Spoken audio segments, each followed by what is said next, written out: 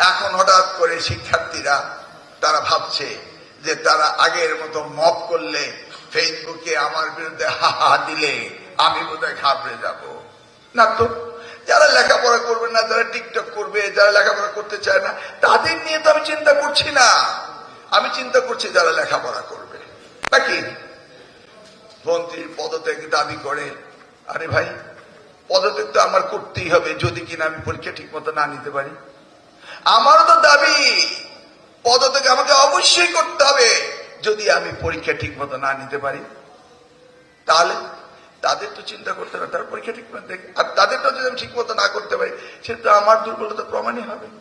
জেলা স্কুল মানি number 1 school কি principal সাহেব মেডিকেল কলেজের, এম আই রাইট? জেলা স্কুল। কিন্তু এখন গিয়ে দেখেন জেলা স্কুলের দায়িত্বে ডিসি সাহেবের ছেলেমেয়েরা ঢাকায় থাকে, ঢাকায় লেখাপড়া করে।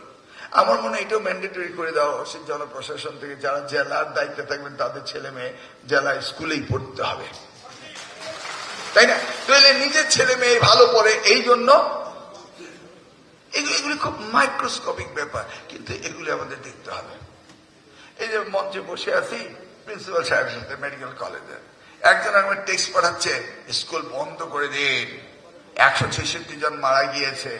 আমি ওনাকে দেখালাম, আর বিষয়টা কি, হামে 166 জন মারা যাচ্ছে, তাহলে তো স্কুল বন্ধই করে দিতে হবে। তো উনি বললেন, না, আপনি এটা নিয়ে চিন্তা করার দরকার নাই, বিগত সরকার ভ্যাকসিন দেয়নি বলে ইনফ্যান্ট মারা যাচ্ছে, আর আপনার স্কুল কলেজের ছাত্ররা ইনফ্যান্ট না, তারা মারা যাচ্ছে না। এই যে মানুষের রং পারসেপশন, এটা উনি ক্লিয়ার করলেন, তাই না? তবে ভাই, খুব মনে থাকবে আপনাদের রাজশাহীর কথা। আগেও রাজশাহী আসতাম, এবারও আসছি অনেকদিন পরে। এই অপচয় কিভাবে করা যায়, কোন সূত্রে করা যায়, এইটা রাজশাহী মডেল সকলকে নিতে হবে। সেই জায়গায় আমার অনুজ আবার সেই চেয়ারে বসছে, বুঝেছেন তো? রাজশাহীতে কি বিরাট ফ্লাইওভার বানিয়ে রেখেছে। আমরা স্কুল কলেজ মাদ্রাসায় দিতে পারি না, হসপিটাল টাকা দিতে পারি না, রাজশাহীর মানুষে এত বিলাসিতা করে, এটা জানতাম না, এবার শিখে গেলাম। এই মডেল মিউজিয়ামে রাখতে হবে, যেখানে প্রয়োজন নাই সেখানে কোটি কোটি টাকা স্পেন্ড করেন। সত্যি। এনিওয়ে, আমরা বলেছিলাম যারা 0% পাস করবে সেই স্কুলের এমপিও, মাত্র এমপিও ক্যান্সেল করতাম। এবার করব না, বুঝছেন তো?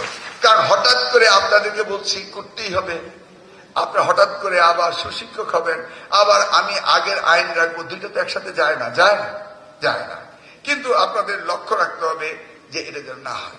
আমরা সারা বাংলাদেশে চিঠি দিয়ে দেব যে পরীক্ষার সময় যেন বিদ্যুৎ বিভ্রাট না হয়, মাননীয় প্রধানমন্ত্রী অফিস থেকে দেওয়া হবে। তারপরও বলছি, টেকনিক্যাল রিজন হলে কিন্তু আপনার কোন রিজনেবল রিজন থাকবে না। আর যদি কেউ ওই রিজনেবল রিজন করেন, তাহলে বলবো চালাকি হচ্ছে, তখন ওইদিকেই কিন্তু আমার ধনুক যাবে বেশি। রেখে দিবেন আর্কাইভে সমস্ত ডকুমেন্টস, তখন আমি কোনটাকে নিয়ে ইনভেস্টিগেশন শুরু করি এটা আপনি বলতে পারবেন না।